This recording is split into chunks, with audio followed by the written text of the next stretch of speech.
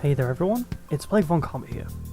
For today's video, we'll be talking about an interesting design flaw within Joker's forward aerial hitbox, specifically on the first hit. Some odd interactions happened at EVO and Super Smash Con that didn't quite get the attention they deserved. In Abadango vs MKLeo at EVO, we see our champion drop a fair one combo, something quite unusual for such a skilled player. However, something was weird that may have prompted this. There wasn't a tech situation despite the percent that Abadango was at. Then, in Sakurai vs MKLeo at Super Smash Con, we see a drag down fair one once again fail to get a tech situation despite the percent Sakurai was at. We see MKLeo buffer a jab, and he had to finish it to keep his advantage state going. In addition, in Samsora vs MKLeo at Super Smash Con, we see an interesting interaction where he immediately gets a down smash off a drag down fair one, once again with no tech situation however, that should have been there. Why did all this happen? Well, that's why we're here. Before we get into this though, let's explain this unusual attack. The first hit on Joker's fair, often called fair 1, has proven quite useful in the Joker meta. For example, it has great ability to combo into his attacks. Most notably, landing fair 1 can enable a dash up smash for a kill confirm on a grounded opponent, or you can go into a drag down up air for more advanced combos, such as confirming grabs at low percents and such. There's also an aerial hitbox that brings opponents down to the floor, which can be used for tech situations from around 80%.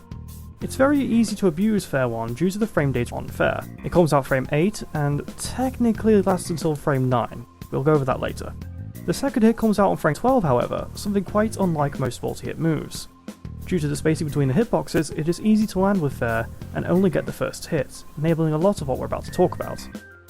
Typically, drag down fair 1 will put opponents into tech situation that I talked about at around 80%. And from that, Joker can do his usual jab lock into any of his smashes, with forward smash being the most optimal.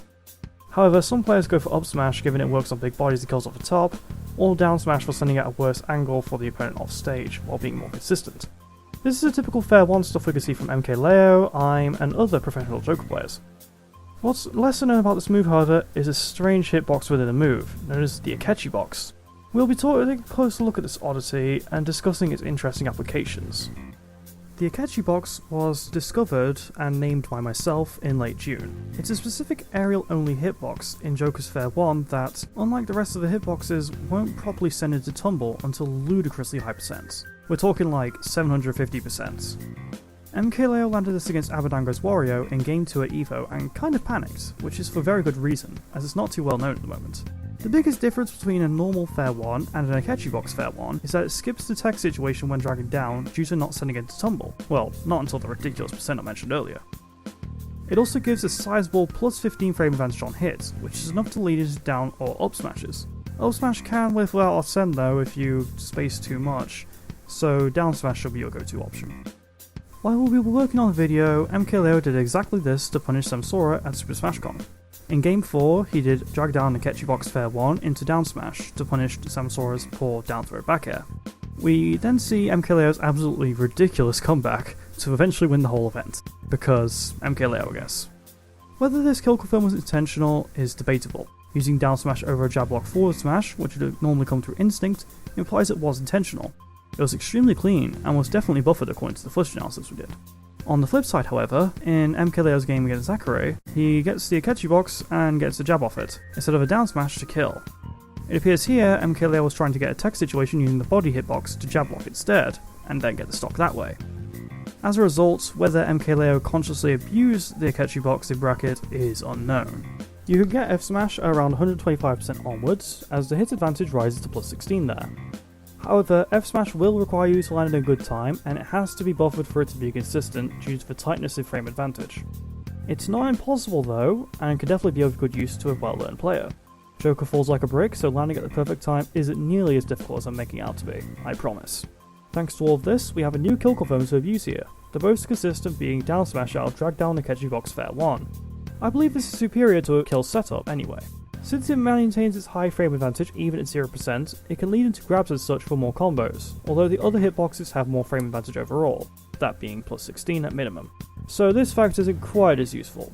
Regardless though, it's good to know that drag down fair 1 at low percents does confirm things like this even with the weird hitbox. Now that we know what AkechiBox can do for Joker, let's now go into explaining how it works. This will also showcase to you just how easy it is for it to actually land. There is no difficulty spacing this, I assure you. This does get a good bit technical, but we'll do our best to keep it as simple as we can. The AkechiBox has an ID of 2, meaning that anything below 2 will override it and be the hitbox used, and anything above will be overridden by it. As a result, you can space with the AkechiBox and land it very consistently. It's like spacing a tip aerial with Marth in a way. The AkechiBox specifically only targets aerial hitboxes as well, so the hitbox IDs that target only ground opponents will not matter in this. Interestingly, the tipper on the foot has 2 hitboxes, one of which terminates a frame early and is kind of attached to Joker's foot, and the other being our good old AkechiBox, attached to his knee area, extending to his heel. The AkechiBox's lower ID overrides the one on his foot typically, unless you space the absolute tip to hit that specific hitbox. Thus, if you want the better frame advantage prior to the tumble percent, you should space for this or the body hitbox. This one is actually normal and possesses a lower ID, allowing it to override the AkechiBox. The reason why the AkechiBox works differently from other hitboxes has to do with some unpaid intern programming the AkechiBox to have 5 knockback growth instead of 25. Essentially, they slipped their finger off the number 2 and made this monstrosity of a move. The reason we've come to this conclusion is because the other hitboxes have the 25 knockback growth. Oh man, Smash hitboxes are truly the 8th wonder of the world, aren't they? That is it for the AkechiBox, an interesting remnant of the unpaid intern who programmed the entirety of Joker. While this hitbox is very clearly a programming flaw, along with the early termination of the hitbox next to it, it's become an interesting piece of Joker's kit. I implore Joker mains to try learning the spacing for this and see what comes up for them. Perhaps it could lead to more than just kill confirms. This was Plague Karma, and I'll be seeing you all next time.